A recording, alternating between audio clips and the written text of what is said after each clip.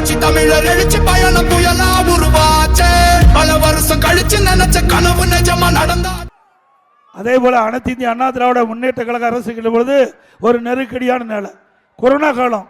அந்த கொரோனா காலத்தில் மக்களுக்கு வேலை வாய்ப்பு இல்லை. ஒரு வருஷம் யாரும் வெளியே போக முடியாத சூழ்நிலை. ஏன்னா காற்றிலேயே அந்த வைரஸ் பரவக்கூடிய ஒரு சூழ்நிலை. அந்த காலகட்டத்தில் விலை மதிக்க முடியாத உயிரை காப்பாற்றிய அரசு அதிமுக அரசாங்கம். இன்னைக்கு வல்லரசு நாட்டில் கூட அவருடைய மக்களுடைய உயிரை காப்பாற்ற முடியல.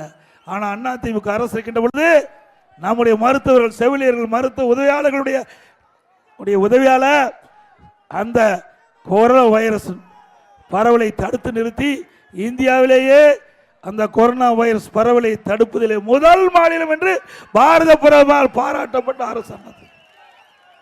அந்த காலகட்டத்தில் வேலை இல்லாமல் இருக்கின்ற மக்களுக்கு பாதிப்பு ஏற்படக்கூடாது என்பதற்காக ரேஷன் கடையில் விலையில்லா அரிசி, விலையில்லா எண்ணெய், விலையில்லா சர்க்கரை ஓராண்டு நம்முடைய மக்களுக்கு தந்த அரசாங்கம் அதிமுக அரசாங்கம்.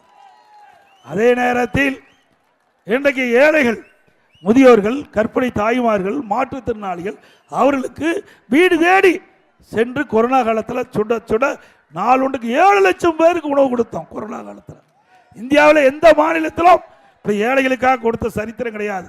அந்த சரித்திரத்தையும் அதிமுக ஆட்சி ஏற்படுத்தி என்பதை நேரத்தில் தெரிவித்து, அந்த காலகட்டத்தில் பள்ளிகள் மூடப்பட்டு விட்டன, கல்லூரிகள் மூடப்பட்டு விட்டன. அந்த மாணவர்கள்லாம் மன உளைச்சல் இருந்தாங்க. ஓராண்டு எங்களுக்கு கல்வி வீணாகி போய்விட்டது. அந்த மனக்குறை இருந்தாங்க, மன உளைச்சல் இருந்தாங்க. அவருடைய மன உளைச்சலை போக்கின்ற விதமாக இன்றைக்கு கல்லூரியில் படிக்கின்ற மாணவர்களுக்கு ஆன்லைன்லேயே வகுப்பு நடத்தணும், ஆன்லைன்லேயே தேர்வு நடத்தணும். அவர்கள் பட்டம் பெற்றார்கள். பள்ளியில் படிக்கின்ற மாணவர்களுக்கு ஆல் பாஸ் போட்டு கொடுத்தோம்.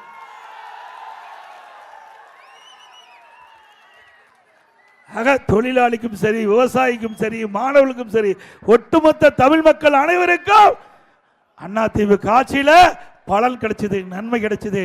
இன்றைய தினம் தமிழகத்தில் அந்த நிலை இல்லை. ஒரே குடும்பம் தான் பிழைச்சிக்கிட்டு இருக்குது. ஒரு குடும்பம் பிழைக்க 8 கோடி தமிழ் மக்களை வாட்டி வதைக்கின்ற அரசாங்கம் தேவையா? தமிழர் எழுச்சி பயணம் புயலா உருவாச்சே பல வருஷம் கழிச்சு நினைச்ச கனவு நிஜமா நடந்தா.